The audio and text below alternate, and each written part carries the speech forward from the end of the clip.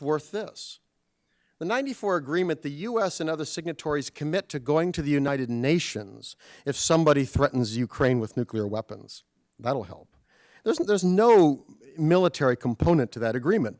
Now, the Ukrainians knew what they were signing. They got what they thought they could get. Now, you can argue that they shouldn't have signed. I mean, I actually think there was an argument they should have kept them. I mean, just a couple of nukes. I mean, the problem is even pre-Putin, it was a fairly unstable place, but still you could imagine that would have changed Moscow's thoughts if there were a half dozen missiles floating around somewhere. And nevertheless, we're well past that. It strikes me, the 94, there was never anything serious as part of that actually had a military component that the Ukrainians could rely upon. And finally, Andrei Illarionov, Cato Institute. Two small observations and one question. Observation about sanctions. Sanctions have almost no impact on the Russian economy. We have studied, and we can discuss whether oil prices or the war itself, but sanctions imposed by US or European Union did not produce any serious impact on the Russian economy. And observation and the question to my old friend Doug.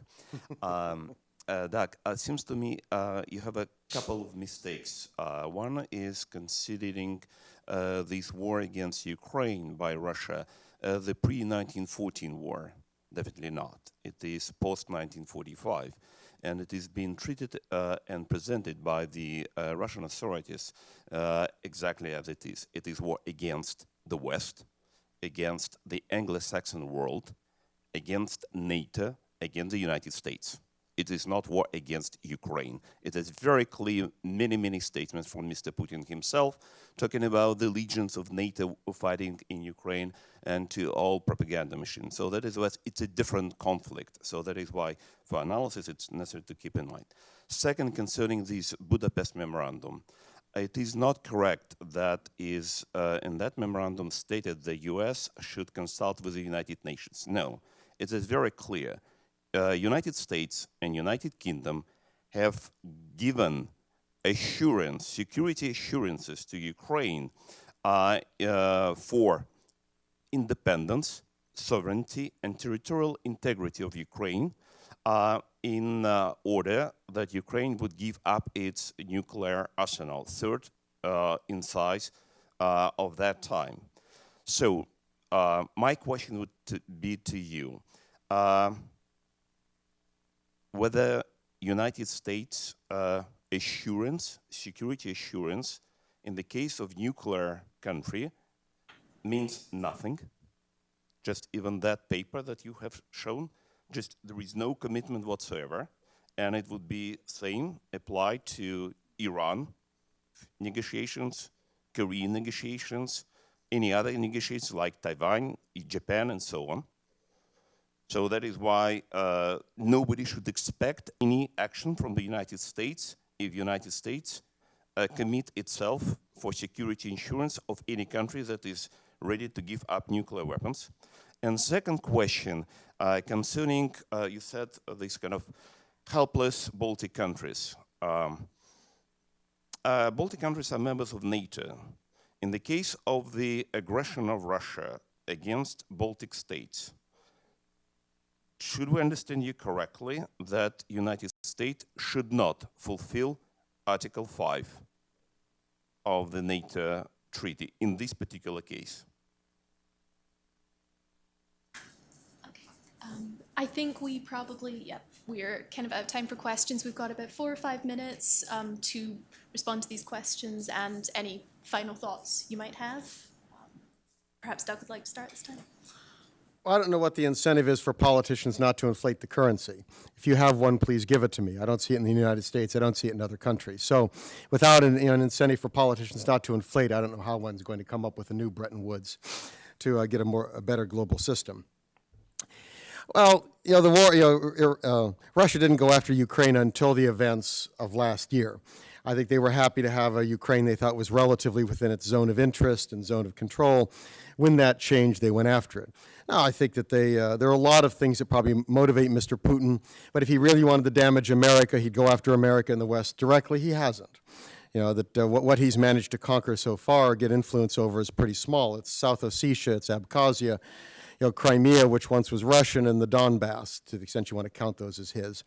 So I don't see that as being kind of a major campaign against the West in the United States. If so, it's not very successful. He's not much of a commander, if that's what it is. Look, I assure all of you, it's written on here that I love you. Okay? Now, how good is that? It is as good as I assure you of your territorial integrity. Russia also signed the agreements and made an assurance. The difference is when we go to the North Koreans, we say, we want your assurance you're not going to develop nuclear weapons. And oh, by the way, we want to have inspections. We want to do this. We want you to turn the materials over. The Budapest thing did not. You just go look at it. One of the things is they commit to go to the United Nations. It's in it. So the question is, if you sign an agreement that has nothing specific, you get what you pay for. I mean, the most famous piece of paper, I think, in history, right, is in 1938. A meeting of Adolf Hitler, he signs to the Prime Minister, I don't even remember what it said. I love you very much, Mr. Prime Minister. He came back, peace in our time, waved it in the wind. It meant nothing, and just like the Budapest Memorandum. Now, you could argue we should have, but if there is no specific step to enforce that, you can't blame us for not enforcing it, and nobody can blame us for not doing so. We made no promise to do so. And in terms of Article 5 and the Baltics, they're part of NATO. We're a member of NATO. I'd protect them. I think the mistake was bringing them in, and that's why I'd like to see us reform NATO. But I think they're there. You don't abandon them while they're in NATO and while we're part of it.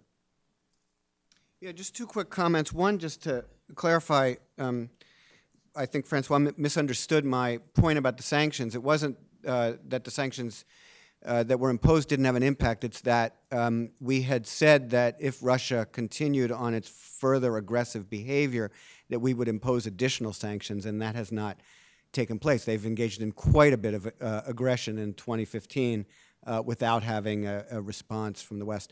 I do think that the Budapest Memorandum is important in, whatever was written, whatever. I mean, the Ukrainians gave up those weapons, and I was at the NSC in what was then called the Russia-Ukraine-Eurasia Directorate in 1996, when in June of 1996, the last nuclear weapons left Ukrainian soil. It was really a big moment for those of us working in that administration, seeing what had really been led by people like Bill Perry and Ash Carter at the Pentagon at the time to try to work with the Ukrainians to remove those weapons. That followed 1994 agreement, and this was seen as a significant accomplishment, and that had the vision for which had come from James Baker and the George H.W. Bush administration to get the nuclear weapons out of Belarus, Ukraine, and Kazakhstan, and leave us with one nuclear weapons state where there had been one previously. I mean, I would go further than you, and looking at both Budapest Memorandum, what's happened to Ukraine, looking at what happened to Libya, which also gave up its nuclear weapons. If you're a country out there and you have nuclear weapons and you're being asked to give them up, you're going to be paying attention to the fact that countries that have given them up have been attacked.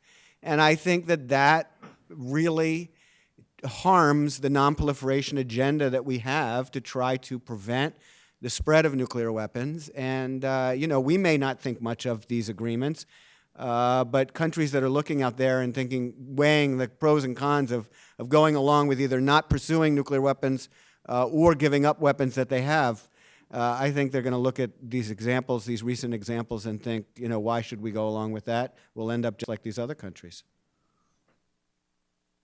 Iceland model is quite interesting, and I will encourage you to continue pleading for it. About sanctions, I think you are joking. We are playing with words. We don't talk about